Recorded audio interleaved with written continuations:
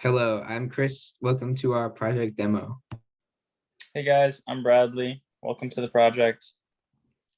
Hey everyone, my name is Alan, and we have one more group member named Dylan. Unfortunately, he's kind of sick right now, so he couldn't make it, but we'll be talking about his time as the sprint master as well. So we can start with that. Dylan was actually our first sprint master.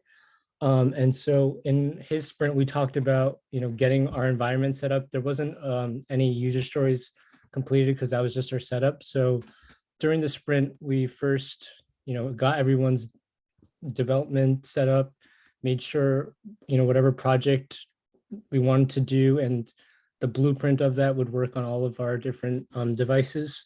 So that was kind of the basis of what Dylan's sprint was as the sprint master. Then the next sprint, which was the one where I was the sprint master, which was sprint 2, we started to work on the first user story, which is our login user story. So with that, we began linking our front end to the back end. Our front end was React. Our back end was C#. We started working on our landing page, our sign-up forms, our sign-in forms, and then we started to, first dive into some testing. So we were working with some dummy data with the search bar. We were seeing if this would work. So that took us some time, but over those 2 sprints, we got a lot done, and we made sure that the progress we wanted to do was well implemented. Yeah, and so the next sprint, I was actually sprint master. So for sprint 3, we kind of finished up a lot of the stuff that Alan was just talking about in sprint 2. Doing all of our testing, verifying the login data, a couple of other functions, and then we started to try and move past that. So we finished the login systems epic and all of the user stories that went with it: login, user story, manage account, user story. Cleaned those up, finished those up. Then we started working on the post login page, the landing page, homepage, and finished up that search bar that Alan had mentioned. So kind of getting things ready for after you get logged in. And then we had a couple other things we were trying to work on. We had some issues with our setups, our development environments. So we were trying to get one of our users their device boot camped, and we were still having troubles with that. So we had to push that till the next sprint. And then a couple of the other things we wanted to start working on were some spot stuff. So getting into the spots for each location was something we really wanted to get to, but weren't able to and had to move to the next sprint. I was the sprint master for the next sprint. Like Bradley was saying, we really wanted to prioritize like functionality, because at this point our project really didn't do anything. So we made a lot of progress in this sprint, and we saw a lot of bugs that were coming up, especially with the environments working on our different machines and everything. By the end of it, we were done with about 3/4 of our user stories, and our prototype was looking pretty good. And we had very clear-cut tasks that each of us need to accomplish looking forward. And in the sprint itself, in this sprint, we worked on stuff like displaying the rating bar, making the search bar take input. We built the form you could do for adding spots, and we used some dummy data to make sure that it worked. We also started to implement the backend with our UI and making it display data, and our user stories for login systems, location and user input were approaching the end, and we were looking to test the functionality of login systems in our next sprint. Well said, Chris. And I think the last thing that we want to say is Dylan had one more sprint to do because we were a group team of 4. So we had Dylan do our last sprint, and in our last sprint, We finished a lot of the tasks that Chris just talked about. So all of our user stories were completed. And all of our, excuse me, all of our front end pages were also complete, which consists of our sign in page, our forgot password page, our home page, our landing page, and our location page. And then this was during a time where we did a lot of our test cases. We first created a lot of our test cases during this time. And this is where we also executed those test cases. An example of this was with our sign-in page. We want to make sure, like Chris was talking about implementing it with the backend, we want to make sure if somebody had signed in, the data on a button click would get sent to our database. And if not, if there was, something typed in that we're not looking for, where that would get sent, which would either get redirected to a 404 page, and we'd make sure that any false data would not get sent to the database. On top of that, I think we can all touch on the process of this project. I can start, and then Bradley will talk, and then Chris at the end. But I think for me personally, there was a lot of learning curves that we had to get above. For the beginning, our project had some difficulties just getting started because of everybody's work environment. We found that there were some issues between the two members in our team that had Macs versus the team members that had a Windows. So a lot of the members that had Macs were working a lot on the front end because we couldn't get the SQL database working properly on the Mac. On top of that, we had also wanted to dive into a lot of subjects that a lot of us haven't had a lot of experience in. React, we two of our members had some basic ideas about it, but we didn't really dive deep into a project. So, excuse me, we wanted to take this project as a challenge and as something that could push us, and we could use this kind of learning in the industry, which is what we look to do as future software engineers. We wanted to really challenge ourselves and take this month and a half to go outside our comfort zone, work with new technologies that we've never done, like SQL, React, C#. So for me, that was a great experience. And on top of that, following the agile process was a great experience for me. I know a lot of companies that I've spoken to and interviewed with have really taken the agile development process very seriously. And when I've talked about it, they're more intrigued, and they really talk about how that's what they implement in their company. So I'm glad that I got more experience into that, and that I can really show that I've done the agile process, which I think will help me in the future in industry. Yeah, no, 100%. This project has been awesome. I think it's always good to finally get to work on the bigger picture instead of just learning our specific things in the majority of our classes. You learn algorithms, you learn how to program, whatever, but it's all kind of specific. This project was a nice way to tie everything we've been learning into one bigger picture thing. And I felt like it was pretty cool to kind of build the full stack. We got to make a back end, a front end. We used a database, and we connected all of those together. It wasn't given to us. We didn't have to just kind of piece and part things together. We built it from the ground up, which was kind of cool. And we got to use a lot of different cool technologies, like Alan was saying, React, SQL Server. These are two things that some people didn't have experience with, and we really wanted to just dive in and learn. And so it was really cool. I personally didn't have a whole lot of experience with React, and it was cool to learn more about React and the stuff that can be done. So I very much agree with Alan and find this project has been super useful. I would agree as well. I think I learned a whole lot, like using technologies that I haven't used before. And one thing that I really liked about this was we were given like complete creative freedom. It was really nice to brainstorm about ideas that we'd all been speculating, but we hadn't really had the time to work on them. And this class gave us that time.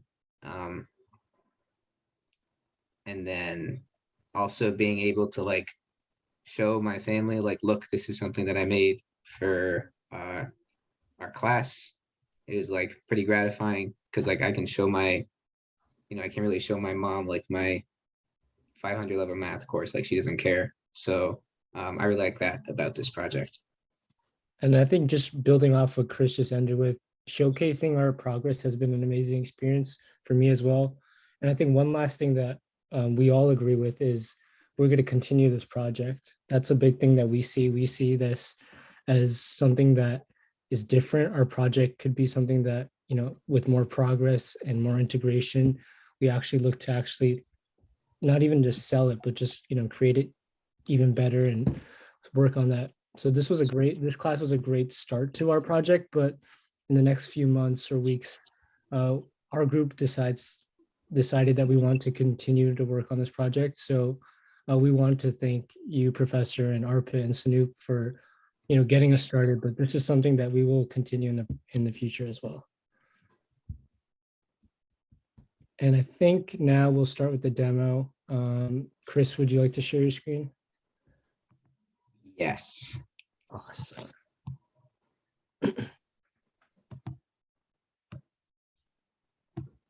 All right. So this is our homepage. I guess I'll start with just what our project's about. So our name is Snapshot. We want to build a one-stop place for somebody who, you know, was in for tourist locations, somebody who was visiting a new city, or somebody who wanted to just explore the country and, you know, understand what are popular spots, and then really have those kind of data backed up by locals in the area. So we had a rating system, we had a comment system.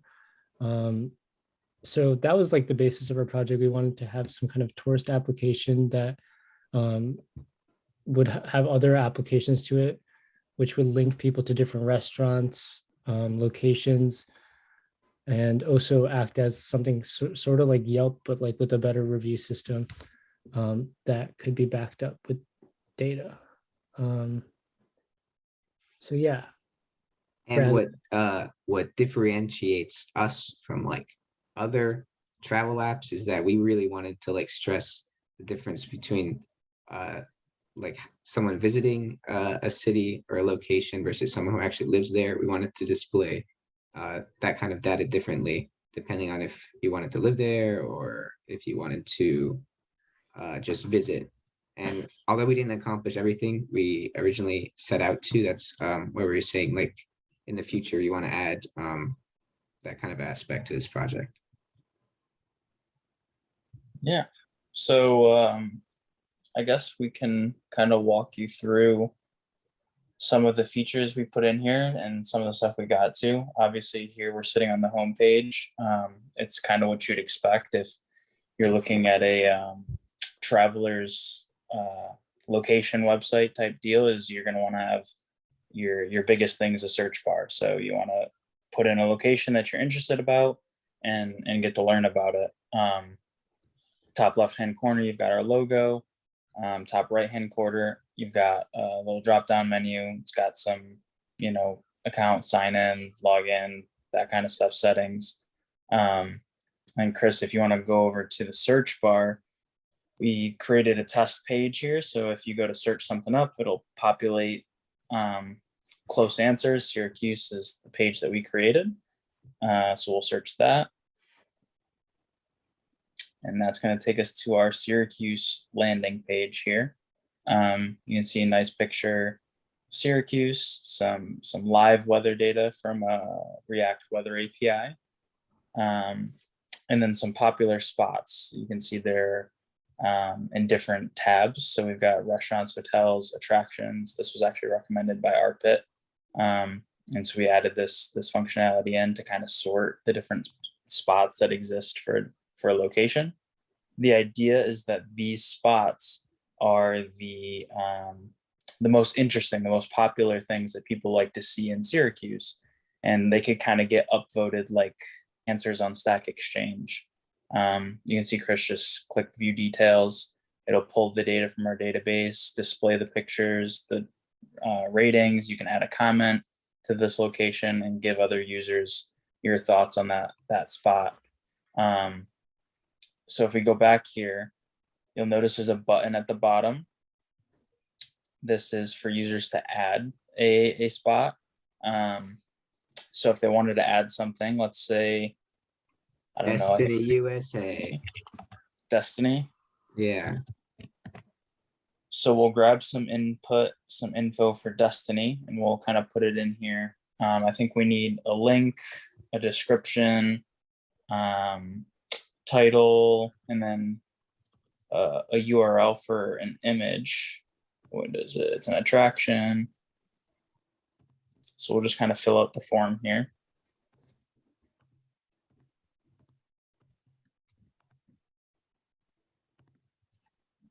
The idea behind this is that we should be able to kind of dynamically build those spots that we saw on the last page there. Obviously, Destiny wasn't a location that we had for Syracuse yet, but we should be able to, the user should be able to come in here and add something that they find interesting. So let's say they visit Syracuse and they say, Destiny was like my favorite part. It was super, super cool. They should be able to come to this form, hit upload, and that'll take it to our database. And if we come back to Syracuse here, Let's check the database. make sure it posts it to the database. Yeah, there it is. I think I exited the thing too fast. We have a timer that changes it, but I think I clicked too fast. We still need to fix that. But if we come to the page now and go to attractions, there it is. Good old Destiny. Yeah, so it kind of helps add cards, and users can kind of put in what they found interesting at a certain place. This is kind of the main functionality of our web app here. As you can see, like the dynamic piece of this is pretty cool. It's a lot easier, or a lot more difficult than your simple like settings pages where it's all static content. This is, you know, built dynamically based off of the data that we have. So we put a lot of work into this section of the project, and this is kind of our core functionality. We have some other stuff that kind of moves around and operates. Chris, if you want to take us back to the home page. And then if you go to that menu in the top right, this is another area of functionality that we have. So we'll start with sign in and sign up. So you can see here we built a login. We were talking about this in the sprint coverings. We built a sign in, sign up, and login system authentication module. And so you can see here, like, let's say Chris were to try and sign in right now with fake email, fake password, something that we don't have. We don't have a wrong password page, but for right now, we just link it to our 404 page. So it can read that the data was incorrect, that we don't have that type of account in our system, and it'll send them over to the 404 page there. Now, if you go back to that previous page, there should be a link that says don't have an account. Yep. And then if you want to put in your information, Chris, we'll sign up for an account here.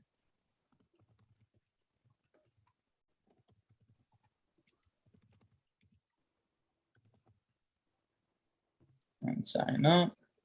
So that should send him to the sign-in page. So that means he put in some valid data. We stored his sign-up information in our database. And now when he tries to log in, instead of going to the 404 page, it logs him in and takes him directly to the home page here. And so this is all happening through the database in the background. So on sign up, we added his info to the database.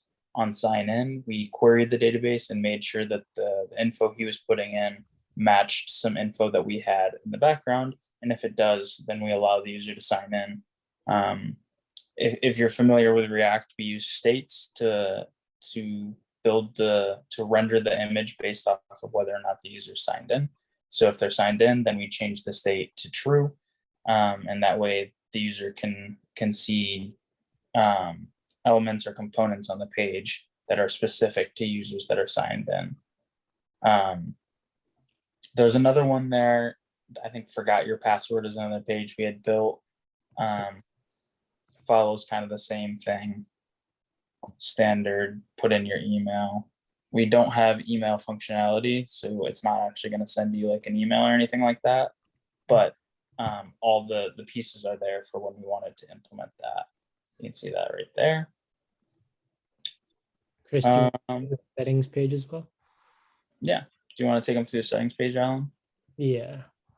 So this is the last page that we worked on. With more time, we wanted to, build it up and do some more things with it. So we have, Chris, could you click on the toggle? This toggle locality is basically showing if you are local when you put in the data that you put in. Chris, could you scroll down a little bit? So then there's just the basic accounts that you'll see on most web pages. Change your username, change your password. One thing that we really want to implement if we had time was a dark mode. So the toggles there is just, a quick switch that we have to spend the time to do. Once our project has more progress and, it's more developed with more cities, which shouldn't be much of an effort because we have the framework down. We'd want to add different language options so that we can make this accessible for, people that understand any language. Chris, could you go down? And then we have a customer support section of our settings. So if, in the future, anybody has any issues with our application or wants to get into contact with our company and then to our developers, we can fix anything, any bugs on the spot. So yeah, that's our last page, our settings page. We can add more functionality to it with more time. Obviously, like Bradley said, most of our functionality went towards creating our cards and adding, the tourist spots, as well as our sign-in page with the database. But this is another page that has a lot of space for functionality, and we can continue to work on that throughout the next few months as well. Yeah. So for the most part, that's kind of the overview of our application here. We didn't necessarily get to everything we wanted to get to, but we got a big chunk of what we wanted to done, which was kind of cool. But like Alan said, I think we're all very interested in continuing to work on this project. I think we had plenty more ideas of things we wanted to do and just didn't have the time to get done, especially, we all have classes this semester. So on top of all of our other classes, getting all of these extra things done was kind of difficult. So we kind of want to keep this web app alive and kind of keep building it over time. And a lot of the things we've talked about today should hopefully be in this in the future. Yeah, exactly. All right. Well, thank you guys all for listening. This is a snapshot, and we hope you liked it. Like I said, this was a good project for me, and I really liked getting the opportunity to work on it with these guys. I'll leave it to them to tell you how they feel and give their concluding remarks. But thanks for listening, and I'll pass it over to you, Alan. Yeah, so echoing what Bradley just said, it definitely was a great experience. I think we got to build off a lot of our different skill sets as well. So we had a lot of people knowing specific functionality. A good example of that is one of our teammates, Dylan, was very good at React Router, which is a library within React that we learned. And that's what, is helping us get towards different pages, which is as soon as something's clicked, you switch towards something else. So an example of that was when Dylan would help us with all of our different front-end implements. And then he would help us with the React Router. We felt that Bradley was very good at helping us debug throughout any issues that we had. Chris was our database guru.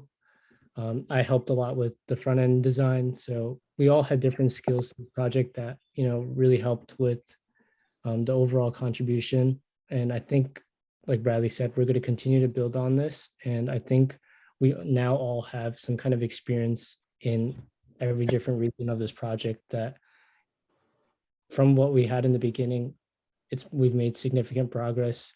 I think we all have some knowledge on how to use databases, how to like do research and really find the right frameworks, which is something that took us a lot of time. And then when we realized there's components to React that we could use in different frameworks like MUI, which helped us greatly with how we developed our front end, we realized that there's even better ways to simplify our project. So with more time and research, there's definitely other frameworks that we can add to our project and, you know, implement it further and make it even better. Yeah, I agree. It was a pleasure working with everyone on the team. I thought we all worked really well together, and we found our groove probably later than we would have liked, but after we did, it was pretty smooth sailing from there. And I'd say like probably the hardest thing about this project is like the keyword was like dynamic. Like we tried, you know, obviously to stray away from hard coding as much as possible, and you know, have everything be dynamic, displayed dynamically, you know, pull data dynamically and display it and stuff like that. And that was it.